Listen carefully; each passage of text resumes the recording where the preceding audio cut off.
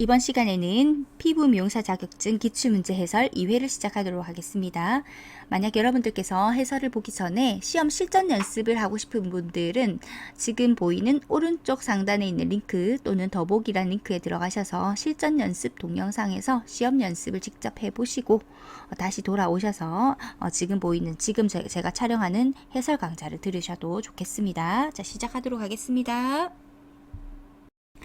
1번 매뉴얼 테크닉의 종류 중 기본 동작이 아닌 것은 1. 두드리기, 2. 문지르기, 3. 흔들어주기, 4. 누르기.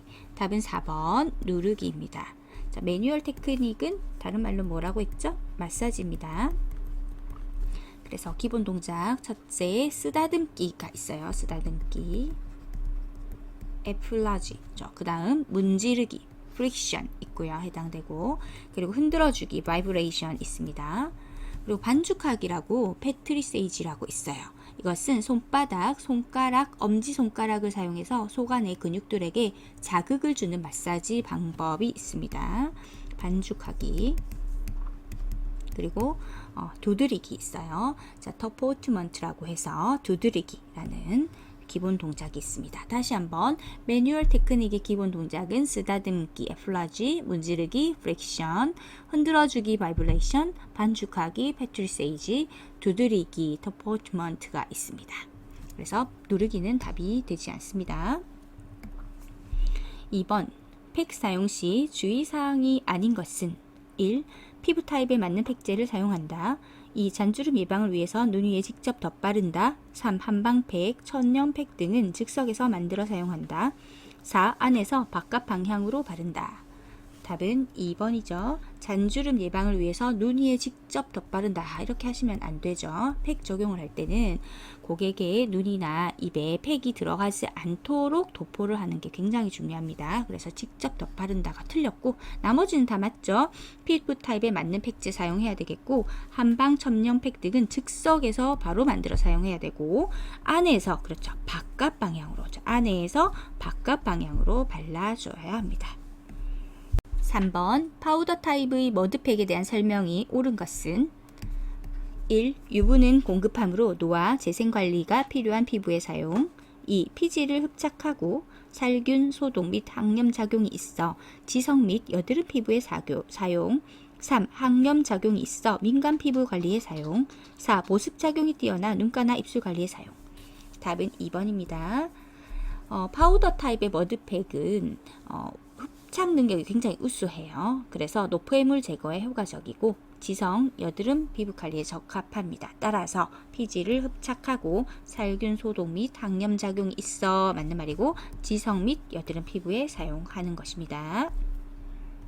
4번 클렌징 로션에 대한 알맞은 설명은 1. 사용 후 반드시 비누 세안을 해야 한다.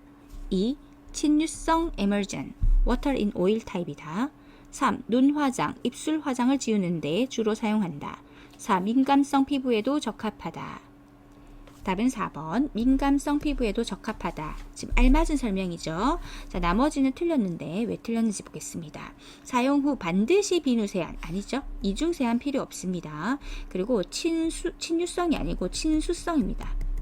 자, 에멀전인데 자, 물에 잘 씻기잖아요. 그죠? 친수성 에멀전이죠. 그래서 oil in water 타입이죠. 그래서 O, W 이렇게 적어야 돼요.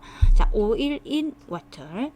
자, 친수성 에멀전이고 눈 화장, 입술 화장을 지우는데 주로 사용한다 아니고 눈 화장, 입술 화장을 지우는 데는 다른 전용 제품을 이용해서 제거하는 것이 적합하죠. 민감성 피부에도 적합합니다. 그래서 클렌징 로션은 친수성 에멀전이에요. 따라서 건성 피부, 민감성 피부에 적합하고 민감성 피부에 적합하다. 그래서 답이 될 수가 있는 겁니다. 그래서 모든 피부에 적용이 가능하다. 이렇게 기억을 하시고 이중 세안은 필요 없지만 그래서 모든 피부에 적용하지만 눈 화장, 입술 화장은 전용 제품을 사용한다. 라고 기억을 하시면 되겠습니다. 5번 스포의 효과에 대한 내용과 가장 거리가 먼 것은 먼 것을 찾아보겠습니다. 1. 온스포는 모공을 확장시키는 데 도움을 준다. 2. 온스포는 혈액순환 촉진, 적절한 수분 공급에 효과가 있다. 3. 냉스포는 모공을 수축시키며 피부를 진정시킨다. 4. 온스포는 팩 제거 후 사용하면 효과적이다. 답은 4번입니다. 온스포가 아니라 냉스포죠.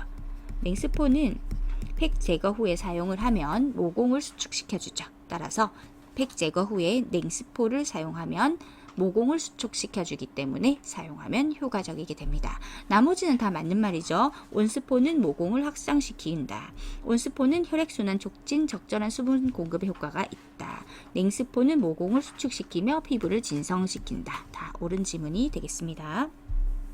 6번 피부 상담 시 고려해야 할 점으로 가장 거리가 먼 것은 1. 관리 시 생길 수 있는 만약의 경우에 대비하여 병력 사항을 반드시 상담하고 기록해둔다. 2. 피부관리 유경험자의 경우 그동안의 관리 내용에 대해 상담하고 기록해둔다. 3. 여드름을 비롯한 문제성 피부 고객의 경우 과거 병원 치료나 약물 치료의 경험이 있는지 기록해두어 피부관리 계획표 작성에 참고한다. 4. 필요한 제품을 판매하기 위해 고객이 사용하고 있는 화장품의 종류를 체크한다. 그래서 피부 상담 시 고려해야 할 점으로 거리가 먼 것은 답은 4번이죠. 자, 필요한 제품을 판매하기 위한 동기가 되면 안 되기 때문입니다. 자, 그래서 병력사항 체크하셔야 되고 그동안 관리 내용이 어떠했는지 그리고 과거 병원 치료나 약물 치료 경험 같은 것들을 기록해서 피부 관리 계획표를 작성하면 맞춤형 피부 상담, 맞춤형 피부 케어가 진행이 될 수가 있습니다. 1번 매뉴얼 테크닉을 적용할 수 있는 경우는 1. 피부나 근육, 골격에 질병이 있는 경우 2. 골절상으로 인한 통증이 있는 경우 3. 염증성 질환이 있는 경우 4. 피부에 셀룰라이트가 있는 경우 답은 4번입니다. 1번처럼 근육, 골격, 피부에 질병이 있거나 또는 통증이 있거나 염증성 질환이 있는 경우는 매뉴얼 테크닉을 적용하면 안 되죠. 적용하지 않아야 됩니다. 8번 신체 각 부위 매뉴얼 테크닉 방법에 대한 내용 중 틀린 것은 틀린 것 골라보겠습니다. 1. 규칙적인 리듬과 속도를 유지하면서 관리한다. 2. 전신에 대한 매뉴얼 테크닉은 강하면 강할수록 효과가 좋다. 3. 전신 매뉴얼 테크닉은 림프절이 흐르는 방향으로 실시한다. 4. 전신의 손바닥을 밀착시키고 체간, 몸통을 이용하여 관리한다. 답은 2번입니다. 자, 강하면 강할수록 효과가 좋다. 이런 말은 나오면 시험에서 거의 틀린 지문이 되는 거죠. 매뉴얼 테크닉 시술 시 압력이 너무 강하면은 모세혈관이나 림프관에 손상을 줄 수 있기 때문에 적절한 힘의 분배, 적절한 강도를 조절하여서 매뉴얼 테크닉을 진행하셔야 되겠습니다. 나머지는 다 맞는 지문이죠. 규칙적인 리듬, 속도 유지해야 된다. 맞고, 그리고 림프절이 흐르는 방향으로 실시를 하는 것이 좋아요. 그리고 손바닥을 밀착시킨 다음에 손의 힘이 아니라 몸통을 이용해서 관리를 해야 무리가 가지 않습니다. 9번 매뉴얼 테크닉의 효과가 아닌 것은 1. 내분비 기능의 조절 2. 결체 조직의 긴장과 탄력성 부여 3. 혈액순환 촉진 4. 반사작용의 억제 답은 4번입니다. 자, 옳지 않은 것이니까 반사작용이 억제되는 것이 아니라 촉진됩니다. 자, 나머지 내분비 기능의 조절 이루어지고 있고 그리고 결체 조직이라는 것은 결합 조직이랑 같은 말이에요. 결합 조직은 세포나 세포의 섬유 그리고 기질로 구성되어 있는 물질이죠. 그래서 결합 조직, 결체 조직의 긴장과 탄력성을 부여해 줍니다. 혈액순환을 촉진시켜 주어서 여러 가지 몸의 순환을 도와주는 것이 바로 매뉴얼 테크닉 마사지의 효과가 됩니다. 10번 건성 피부의 관리 방법으로 가장 거리가 먼 것은 1. 알칼리성 비누를 이용하여 자주 세안을 한다. 2. 화장수는 알코올 함량이 적고 보습 기능이 강화된 제품을 사용한다. 3. 클렌징 제품은 부드러운 밀크 타입이나 유분기가 있는 크림 타입이죠. 크림 타입을 선택하여 사용한다. 4. 세라마이드, 호호바 오일, 아보카도 오일, 알로에베라, 히아루론산 등의 성분이 함유된 화장품을 사용한다. 답은 1번입니다. 알칼리성 비누 아니고요. 자주 세안하시면 안 됩니다. 더 건조해져요. 알칼리성 피부는 피부의 산성 피지막을 파괴하고 유분과 수분을 제거하기 때문에 낮은 세안은 건성 피부의 문제점을 심화시킵니다. 즉 피부의 pH가 깨져서 더욱더 건성 피부를 초래할 수가 있기 때문입니다. 나머지는 다 맞는 지문이죠. 화장수는 알코올 함량이 적고 보습 기능이 강화된 제품을 사용하셔야 되고, 클렌징 제품은 부드러운 밀크 타입이나 유분기가 있는 크림 타입을 선택하여서 사용합니다. 세라마이드, 호호바 오일, 아보카도 오일, 알로에베라, 히아루론산 등의 성분이 함유된 화장품은 수분과 유분, 특히 유분을 유지시켜주기 때문에 이런 화장품을 사용하시는 것이 좋겠습니다. 11번 피부 미용의 영역이 아닌 것은 1. 신체 각 부위 관리, 2. 레이저 필링, 3. 눈썹 정리, 4. 제모. 답은 2번 레이저 필링입니다. 자, 이것은 의료 영역에 해당합니다. 12번 세안에 대한 설명으로 틀린 것은 1. 클렌징 젤 선택이나 사용 방법은 피부 상태에 따라 고려되어야 한다. 2. 청결한 피부는 피부 관리 시 사용되는 여러 영양 성분의 흡수를 돕는다. 3. 피부 표면은 pH 4.5에서 6.5로서 세균의 번식이 쉬워 문제 발생이 잘 되므로 세안을 잘 해야 한다. 4. 세안은 피부 관리에 있어서 가장 먼저 행하는 과정이다. 답은 3번 피부 표면은 pH 4.5에서 6.5로서 여기까지 맞습니다. 자, pH 4.5에서 6.5는 약산성이죠. 상태이고요. 세균의 번식이 쉽다. 이것은 알칼리성 상태를 얘기하는 겁니다. 즉 피부 표면이 알칼리성일 때 세균 번식이 쉽죠. 그래서 이 부분은 틀렸어요. 자, 그래서 피부 표면은 pH 4.5에서 6.5인 약산성 상태입니다. 나머지는 다 맞는 말이죠. 클렌징 젤 선택, 사용 방법, 피부 상태에 따라 고려되어야 되고, 청결한 피부가 여러 영양 성분의 흡수를 돕는다. 그래서 세안을 잘 해야 되고요. 세안은 피부 관리에 있어서 가장 먼저 행하는 과정이죠. 세안을 깨끗하게 하고 그 다음 피부 관리를 들어가죠. 13번 림프 드레니지를 적용할 수 있는 경우에 해당되는 것은 1. 림프절이 심하게 부어있는 경우, 2. 전염성에 문제가 있는 피부, 3. 열이 있는 감기 환자, 4. 여드름이 있는 피부. 답은 4번입니다. 여드름이 있는 피부. 드레니지 자체가 배농법이란 뜻이잖아요. 배농, 농을 뺀다. 그래서 림프 드레니지는 여드름 피부나 부종이 있는 경우, 예를 들어서 조직 내에 림프액 등의 액체가 고여서 체액이 과잉 존재하는 것. 그래서 그 부위가 붓는 것이 부종이죠. 그래서 여드름 피부나 부종, 그리고 모세혈관 확장 피부에 적용이 가능합니다. 림프 드레니지죠. 14번 피부 유형에 맞는 화장품 선택이 아닌 것은 1. 건성 피부, 유분과 수분이 많이 함유된 화장품, 2. 민감성 피부, 향, 색소, 방부제를 함유하지 않거나 적게 함유된 화장품, 3. 지성 피부, 피지 조절제가 함유된 화장품, 4. 정상 피부, 오일이 함유되어 있지 않은 오일 프리 화장품. 답은 4번입니다.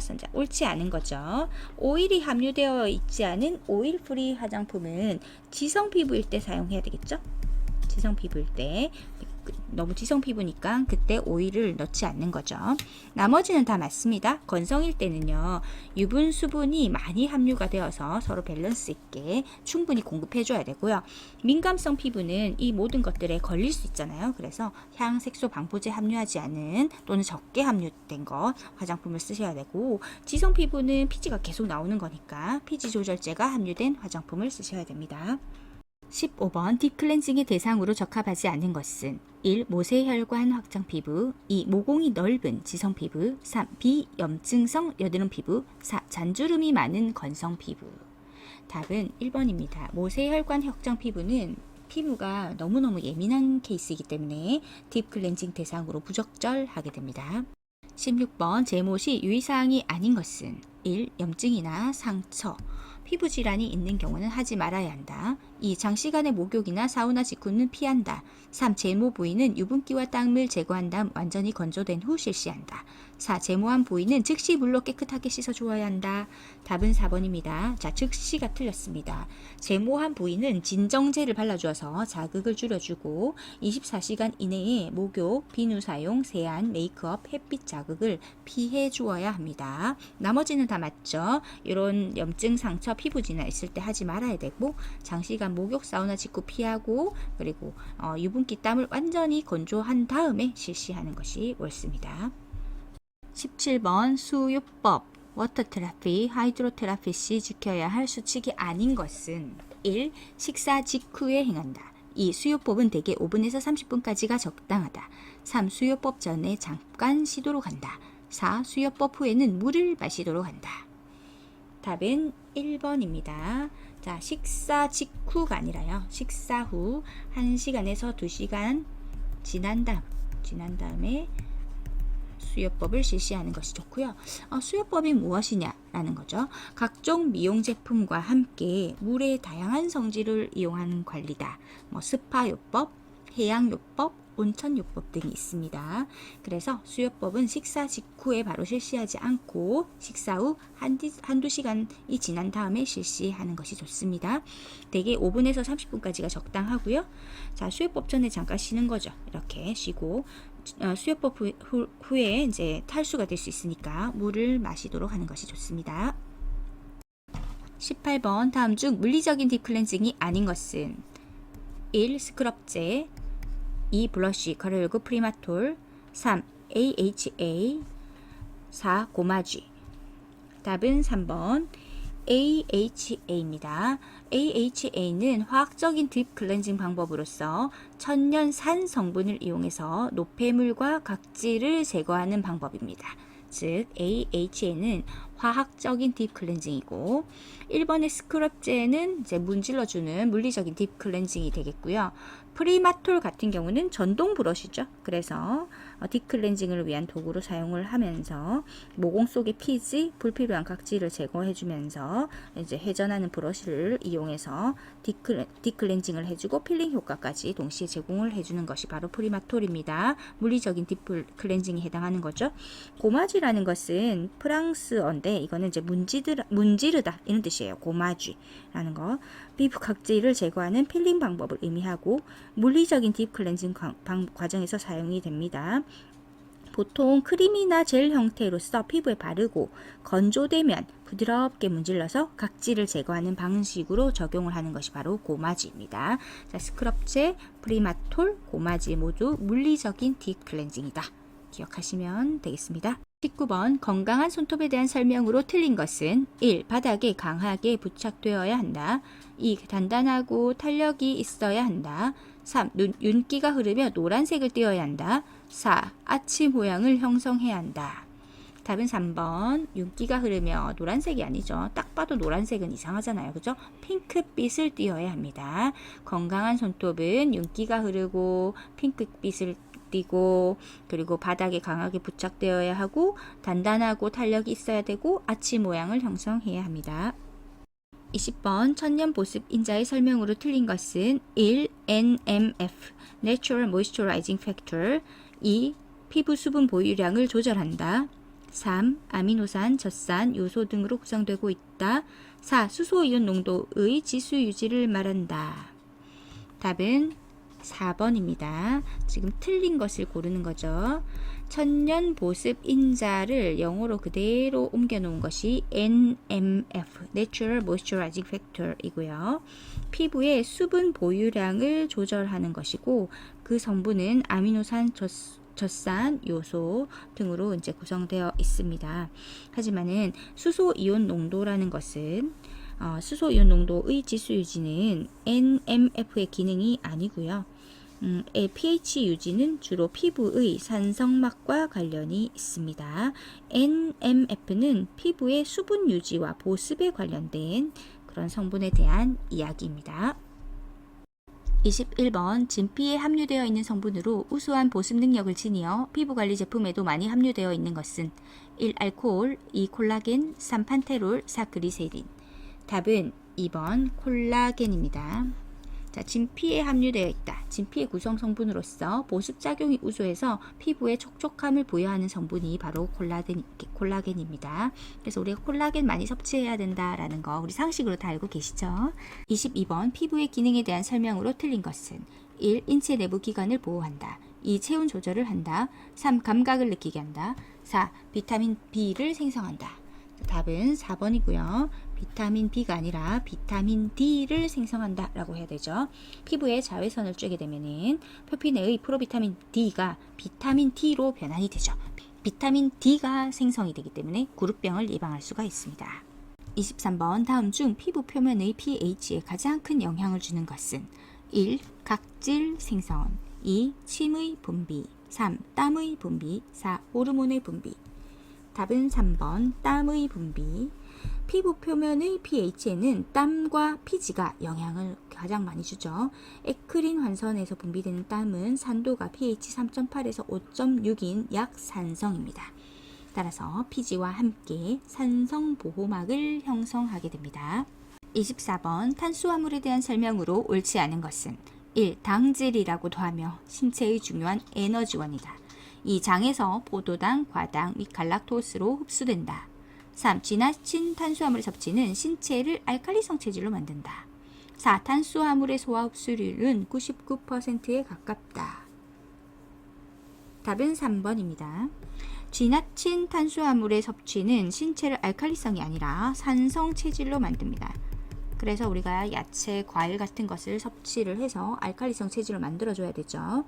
자, 탄수화물의 지나친 섭취는 산성 체질로 만든다 라고 기억하셔야 됩니다. 25번 원주형의 세포가 단층으로 이어져 있으며 각질 형성 세포와 색소 형성 세포가 존재하는 피부 세포층은 1. 기저층 2. 투명층 3. 각질층 4. 유극층 답은 1번 기저층입니다. 자, 기저층은 표피의 가장 아래쪽의 어린 세포층이죠. 각질 형성 세포하고 멜라닌 형성 세포가 4대 1 내지 10대 1의 비율로 존재합니다. 따라서 각질 형성 세포, 색소 형성 세포가 존재하는 피부 세포층 하면 기저층입니다. 기저라는 말 자체가 가장 아래에 있다라는 뜻이죠. 26번 다음 중 표피층에 존재하는 세포가 아닌 것은 1. 각질 형성 세포 2. 멜라닌 세포 3. 랑게르한스 세포 4. 비만 세포 답은 4번 비만 세포 비만 세포는 피부의 진피층, 결합 조직에 존재합니다. 27번 인체에 있어 피지선이 전혀 없는 곳은 1. 이마 2. 코 3. 귀 4. 손바닥 답은 4번입니다. 손바닥과 발바닥에는 피지선이 없습니다. 28번 골격계의 형태에 따른 분류로 옳은 것은 자, 답은 1번입니다. 자, 한번 읽어보시고 잠시 스탑하시고 읽어보시고요. 자, 옳은 것은 장골 긴 뼈입니다. 장골이라는 것은 골격계에서 길이가 긴 뼈로 뼈의 길이가 너비보다 더 긴 형태를 띠고 있고요. 주로 몸의 지지와 움직임을 담당하고 내부에는 골수강이 있어서 조혈 기능도 수행합니다. 즉 장골은 신체의 주된 움직임과 체중을 지탱하는 데 중요한 역할을 하죠. 상완골 같은 경우 윗발뼈, 그다음에 요골, 노뼈, 그리고 척골, 좌뼈. 요골과 좌뼈, 그러니까 노뼈하고 좌뼈는 팔뚝에 위치해서 팔의 움직임을 돕는 것이고요. 그리고 대퇴골, 대퇴골은 신체에서 가장 길고 강한 뼈죠. 다리의 주요 골격을 형성합니다. 경골, 정강이뼈라고도 하는데 이 정강뼈, 경골은 다리의 아래쪽에 위치해서 체중을 지지하죠. 자, 비골은 종아리뼈에 해당합니다. 자, 상완골, 윗발뼈 금방 했죠. 팔의 주요 골격을 이루면서 어깨하고 팔꿈치를 연결해 주는 곳이죠. 자, 그래서 답은 1번이고 조금 복잡하죠, 여러분들. 자, 단골이라는 거는 말 그대로 짧은 뼈이고요. 길이와 너비가 비슷한 형태의 뼈로 주로 몸의 무게를 지탱하고 다양한 방법으로 힘을 전달하는 역할을 해줍니다. 이 뼈들이 대부분 단단하고 튼튼하고요. 충격을 흡수하고 완충하는 데 중요한 역할을 담당을 하는데 대표적으로 수근골이 있어요. 수근골, 수근관 증후군 이런 거 들어보셨죠? 자, 손목뼈인데 손목을 구성하며 여러 방향으로 움직임을 가능하게 하는 수근골, 그리고 족근골은 발목뼈죠. 발목을 구성하면서 체중을 지탱하고 발의 움직임을 돕고 충격을 흡수하는 곳이죠. 편평골 3번이죠. 납작뼈라고도 하는데 얇고 평평한 모양의 뼈로 주로 신체를 보호하거나 넓은 표면적을 제공해서 근육이 부착될 수 있도록 역할을 합니다. 이 뼈들은 두께에 비해서 넓고 길고 주로 방어적 기능을 담당합니다. 대표적으로 평평골의 예를 들면 두개골, 머리뼈죠. 뇌를 보호하는 역할을 하고, 늑골, 흉곽을 형성하면서 심장, 폐 같은 장기를 보호하죠. 견갑골은 어깨뼈를 말해요. 어깨 관절을 구성하고 여러 근육이 부착이 되죠. 흉골, 가슴 중앙에 위치하면서 늑골과 연결돼서 가슴 보호하는 곳 흉골이죠. 그래서 얇고 평평한데 신체를 보호하고 넓은 표면적을 제공하고 근육이 부착될 수 있는 역할을 하는 거 평평골에 해당합니다. 4번 종자골, 종강뼈라고도 하는데 종자골은 힘줄 안에 형성되는 작은 뼈를 말합니다. 대표적으로 쓸개골이 있죠. 무릎뼈에 해당하는 쓸개골이 있습니다. 29번 비뇨기계에서 배출기관의 순서를 바르게 표현한 것은 1. 신장, 요관, 요도, 방광 2. 신장, 요도, 방광, 요관 3. 신장, 요관, 방광, 요도 4. 신장, 방광, 요도, 요관 답은 3번입니다.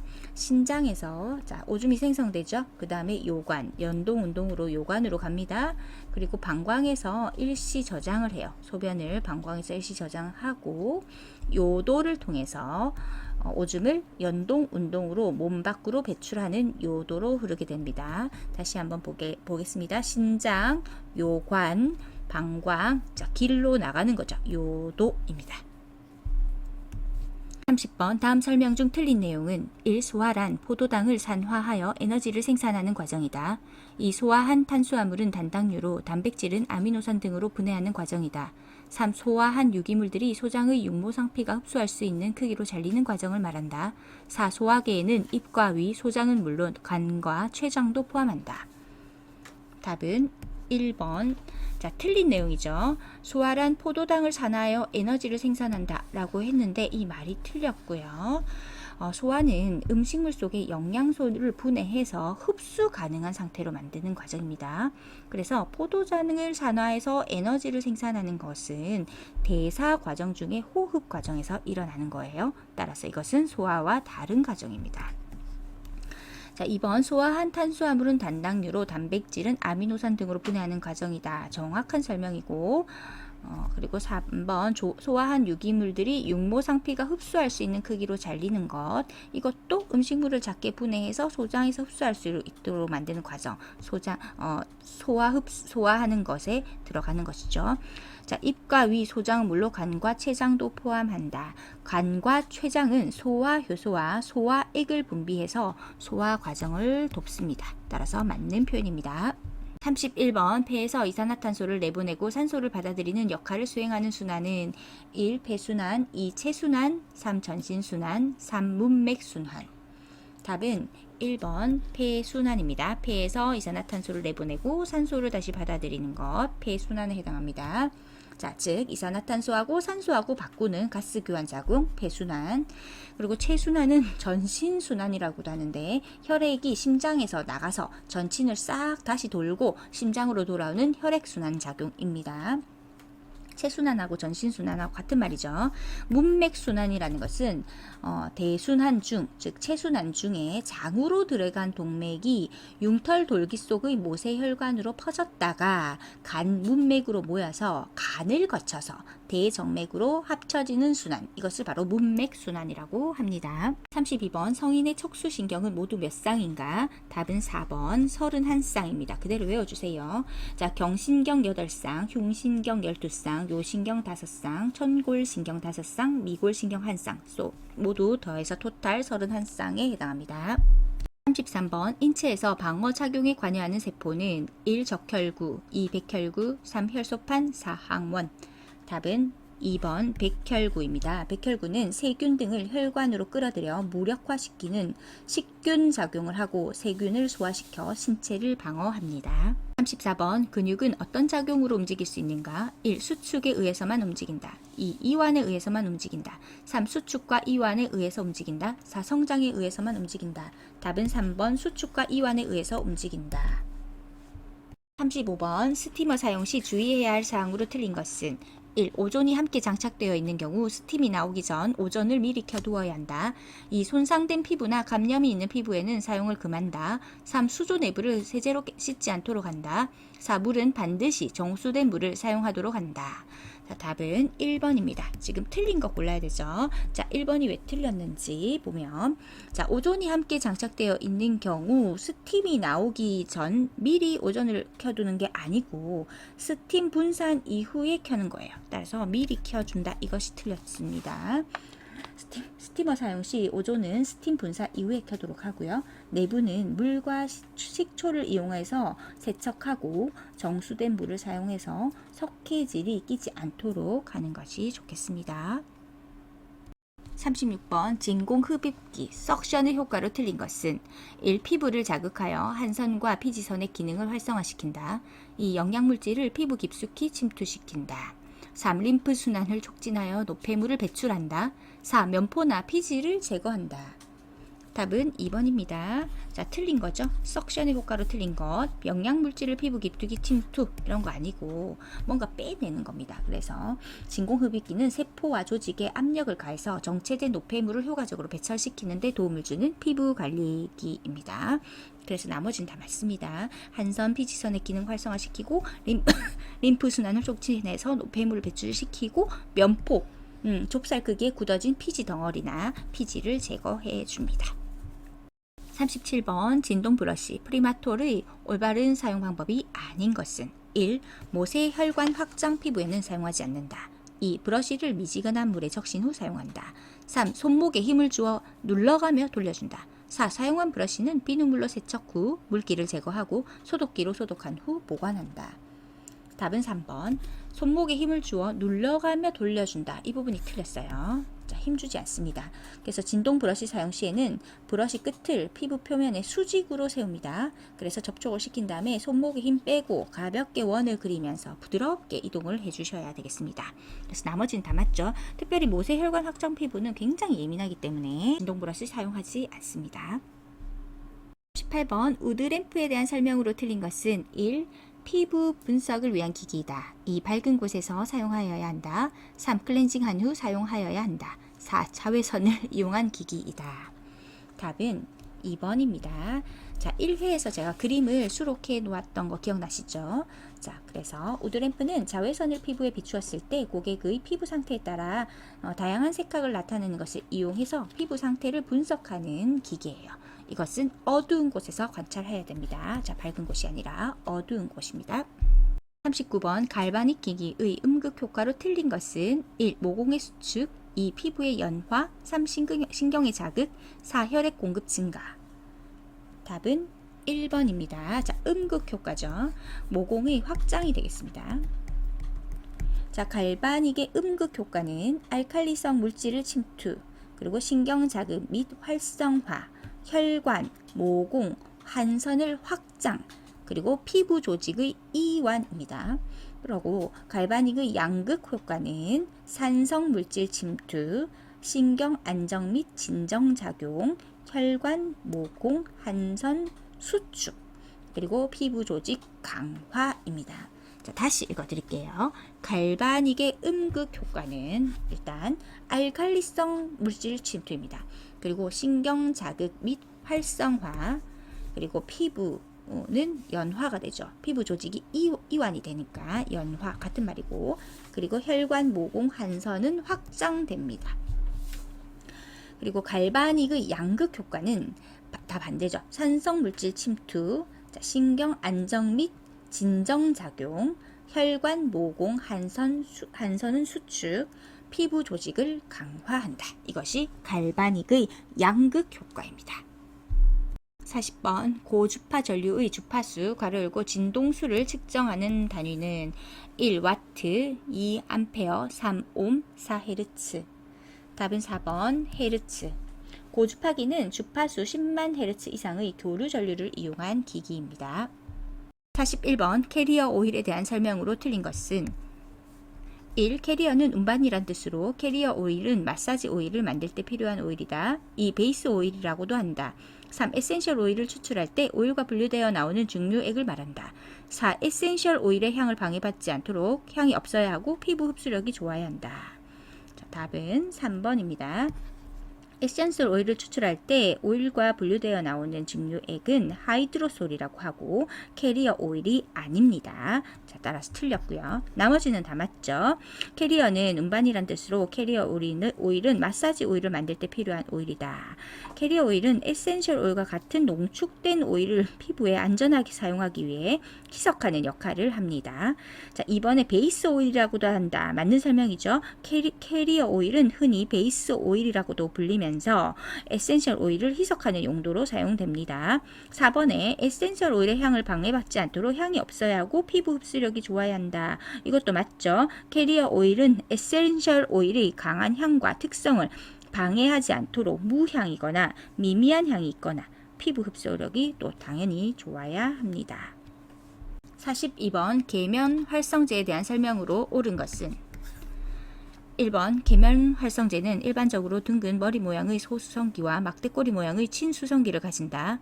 이 계면 활성제의 피부에 대한 자극은 양쪽성, 양이온성, 음이온성, 비이온성의 순으로 감소한다. 3. 비이온성 계면 활성제는 피부 자극이 적어 화장수의 가용화제, 크림의 유화제, 클렌징 크림의 세정제 등에 사용된다. 4. 양이온성 계면 활성제는 세정작용이 우수하여 비누, 샴푸 등에 사용된다. 답은 3번입니다. 자, 옳은 것이죠. 비이온성 계면 활성제는 피부 자극이 적어 화장수의 가용화제, 크림의 유화제, 클렌징 크림의 세정제 등에 사용됩니다. 맞습니다. 자, 1번 계면 활성제는 일반적으로 둥근 머리 모양의 친수성기죠. 친수성기와 빡대꼬리 모양의 소수성기를 가진다. 그리고 이번에 계면 활성제의 피부에 대한 자극은 양쪽성이 먼저 나오는 것이 아니라 양이온성, 그리고 음이온성, 그리고 세 번째 양쪽성, 네 번째 비이온성의 순으로 감소한다. 자, 양이온성, 음이온성, 그 다음 양쪽성, 그 다음 비이온성 순으로 감소합니다. 4번에 양이온성 계면 활성제는 세정작용이 아니라 살균력이 우수합니다. 을 하게 되고요. 그래서 린스, 헤어 트리트먼트 등에 쓰이게 되죠. 그리고 음이온 계면 활성제가 비누와 샴푸 등입니다. 자, 비누, 샴푸 같은 경우는 음이온 계면 활성제, 이온 계면 활성제입니다. 꼼꼼하게 살펴보시면 좋겠습니다. 13번 다음 중 냉각기에 의해 제조된 제품은 1. 립스틱, 2. 화장수, 3. 아이섀도우, 4. 에센스. 답은 1번 립스틱입니다. 립스틱은 알료와 레이크를 유성분에 섞어서 분쇄하고 혼합해서 향료를 가한 후 성형기에 붓고 급히 냉각시키면 수축이 되어서 굳어집니다. 그래서 립스틱이 떨어져서 나오게 됩니다. 44번 화장품의 분류와 사용 목적, 제품이 일치하지 않는 것은 1. 모발 화장품, 정발, 헤어스프레이, 2. 방향 화장품, 향취 부여, 오데코롱, 3. 메이크업 화장품, 색채 부여, 네일, 에나멜, 4. 기초 화장품, 피부 정돈, 클렌징포. 자, 이렇게 1번에서 4번까지 분류를 하고 중간에 사용 목적이 있는 것이죠. 사용 목적. 그리고 제품인데요. 답은 4번입니다. 자, 기초 화장품이고요. 자, 분류, 그리고 사용 목적, 피부 정돈까지 맞죠. 그리고 제품은 클렌징 폼이 아니라 화장수, 유연 화장수라든지 수렴 화장수 같은 화장수에 들어가겠습니다. 45번 팩의 분류에 속하지 않는 것은 1. 필 오프 타임, 2. 워시 오프 타임, 3. 패치 타입, 4. 워터 타입. 자, 답은 4번입니다. 팩은 이제 방법에 따라 분류를 따로 할 수 있는데 제거 방법에 따라서는 필 오프 타입, 워시 오프 타입, 그리고 티슈 오프 타입으로 나뉘고요. 형태에 따라서 어떤 형태를 띠느냐에 따라서 파우더 타입, 크림 타입, 젤 타입, 점토 타입, 패치 타입, 고무 타입 등으로 나뉩니다. 따라서 답이 4번은 답이 되지 않습니다. 46번 색소를 염료와 알료로 구분할 때 그 특징에 대해 잘못 설명되어진 것은 1. 염료는 메이크업 화장품을 만드는 데 주로 사용된다. 2. 알료는 물과 오일에 모두 녹지 않는다. 3. 무기알료는 커버력이 우수하고 유기알료는 빛, 산, 알칼리에 약하다. 4. 염료는 물이나 오일에 녹는다. 답은 1번. 염료는 메이크업 화장품을 만드는데 사용하지 않습니다. 염료는 물 또는 오일에 녹는 색소로서 메이크업 제품에는 사용하지 않습니다. 17번. 기능성 화장품에 해당되지 않는 것은 1. 피부의 미백에 도움을 주는 제품. 2. 인체의 비만도를 줄여주는 데 도움을 주는 제품. 3. 피부의 주름 개선에 도움을 주는 제품. 4. 피부를 곱게 태워주거나 자외선으로부터 피부를 보호하는 데 도움을 주는 제품. 답은 2번. 인체의 비만도를 줄여주는 데 도움을 주는 제품. 아니죠. 자, 기능성 화장품은 미백, 주름 개선, 그리고 자외선 차단 등의 효과가 있는 화장품을 말합니다. 8번. 보건행정의 제 원리에 관한 것으로 맞는 것은 1. 일반 행정원리의 관리 과정적 특성과 기획 과정은 적용되지 않는다. 2. 의사결정 과정에서 미래를 예측하고 행동하기 전의 행동계획을 결정한다. 3. 보건행정에서는 생태학이나 역학적 고찰이 필요 없다. 4. 보건행정은 공중보건학에 기초한 과학적 기술이 필요하다. 답은 4번입니다. 보건행정은 공중보건학에 기초한 과학적 기술이 당연히 필요하죠. 자, 1번 같은 경우는 일반 행정원리의 관리 과정적 특성과 기획 과정은 적용되지 않는다. 이게 틀렸죠. 자, 보건행정은 공중보건의 목적을 달성하기 위해서 공중보건의 원리를 적용해서 행정조직을 통하여서 행하는 일련의 과정 전체를 말하기 때문에 그리고 과학적인 그런 기술이 필요한 기술행정입니다. 19번. 체온을 유지하는 데 영향을 주는 온열 인자가 아닌 것은 1. 기온, 2. 기습, 3. 복사열, 4. 기압. 답은 4번 기압.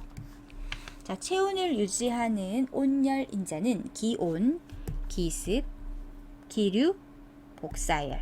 자, 기온, 기습, 기류, 복사열입니다.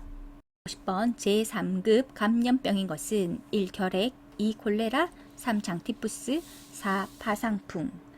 답은 4번 파상풍입니다. 결핵, 콜레라, 장티푸스는 제2급 감염병이고 파상품은 상급 감염병입니다. 감염병의 예방 및 관리에 관한 법률, 자, 2024년 4월 24일에 시행되는 최신 개정 법령을 가지고 가져왔어요. 자, 1급 감염병 해서 이렇게 쭉 있습니다. 자, 디프테리아 같은 경우 1급이죠. 그죠? 그리고 패스트 1급이고 에볼라 1급이고 그렇습니다.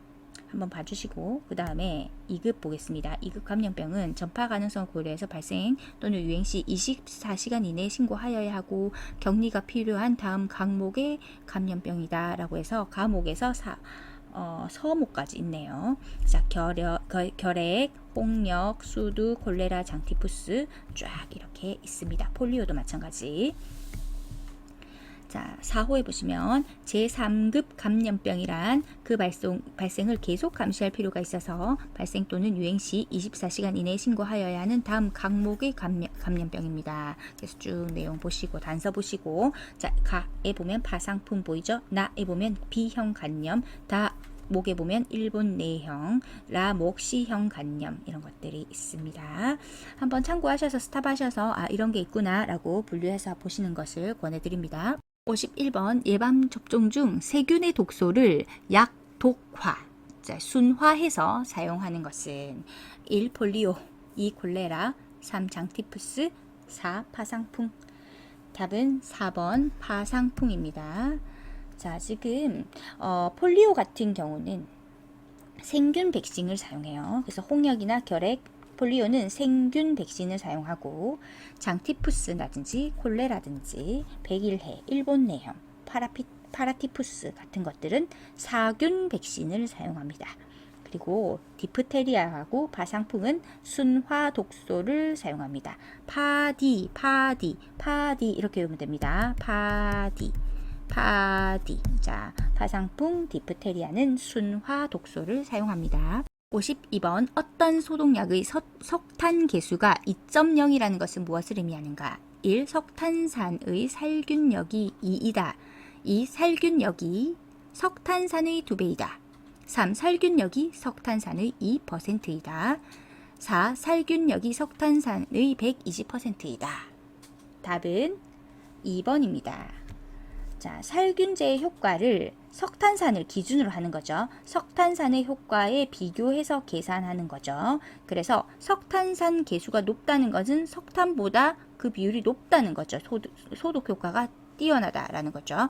그래서 석탄 계수가 2.0이라는 것은 석탄산에 비해서 살균력이 2배라는 거예요. 2배. 자, 답은 2번입니다.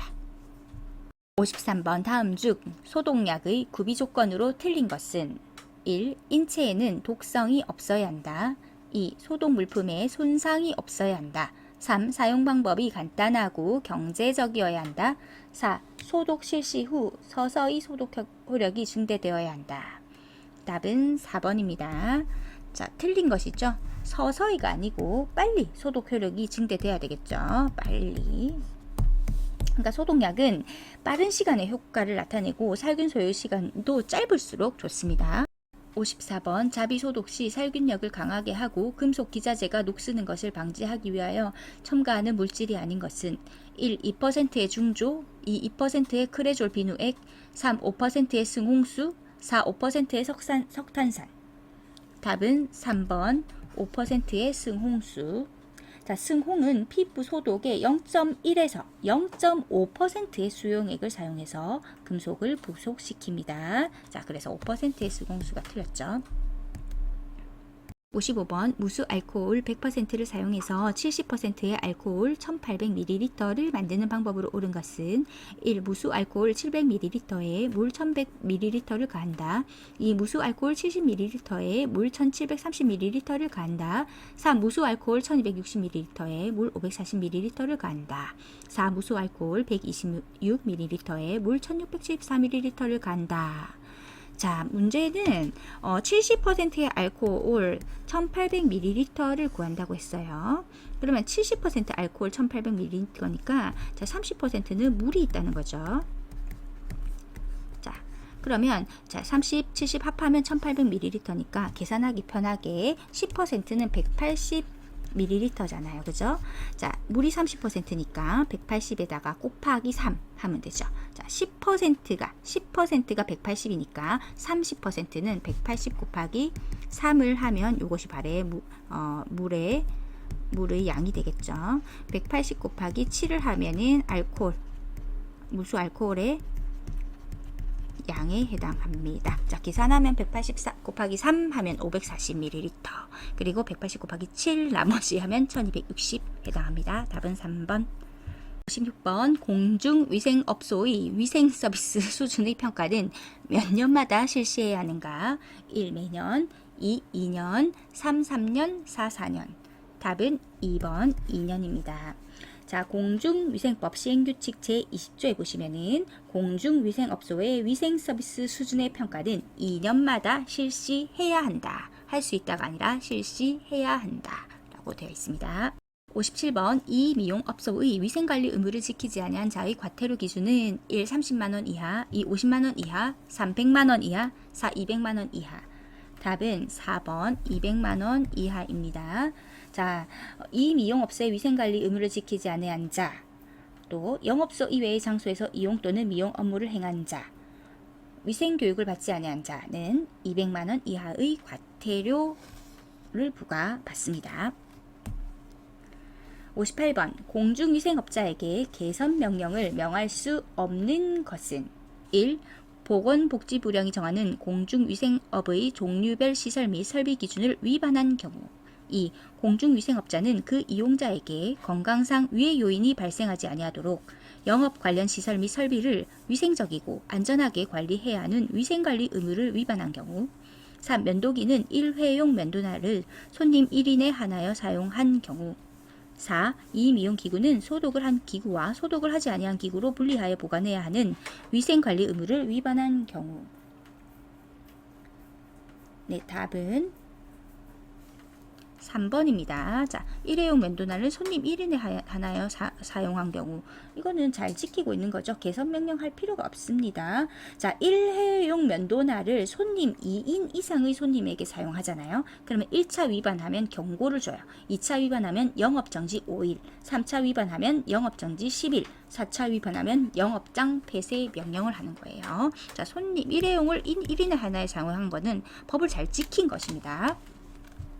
59번 영업 허가 취소 또는 영업장 폐쇄 명령을 받고도 계속하여 이 미용 영업을 하는 경우에 시장, 군수, 구청장이 취할 수 있는 조치가 아닌 것은 1. 당해 영업소의 간판, 기타 영업 표지물의 제거 2. 당해 영업소가 위법한 것임을 알리는 게시물 등의 부착 3. 영업을 위하여 필수 불가결한 기구 또는 시설물을 사용할 수 없게 하는 봉인 4. 당해 영업소의 업주에 대한 손해배상 청구. 자, 답은 4번이죠. 무엇에 대한 손해배상 청구를 할까요? 이게 말이 안 되죠. 자, 그래서 1, 2, 3은 법조문에 보면은 가나다의 조치를 취할 수 있다 해서 가목, 나목, 다목 이렇게 되어 있어요. 1, 2, 3번 잘 읽어보시면 되겠습니다. 60번 이 미용사 면허를 받을 수 있는 자가 아닌 것은 1. 고등학교에서 이용 또는 미용에 관한 학과를 졸업한 자 2. 국가기술자격법에 의한 이용사 또는 미용사 자격을 취득한 자 3. 보건복지부 장관이 인정하는 외국인 이용사 또는 미용사 자격 소지자 4. 전문대학에서 이용 또는 미용에 관한 학과 졸업자. 답은 3번입니다. 60번까지 문제풀이 하시느라 모두 수고 많으셨습니다. 문제풀이 없이 시험 쳐보고 싶으신 분들은 CBT 강의를 따로 찍어 놨습니다. 동일한 문제에 대해서 문제를 풀 수 있도록 그러니까 모의고사처럼 풀 수 있도록 CBT 실전 연습 강좌를 찍어 놓았으니까 그쪽으로 가셔서 시험 연습 또 시험 치기 전에 꼭 해보시는 것을 권해드립니다. 정말로 인내하시면서 공부 열심히 하셨습니다. 수고하셨어요.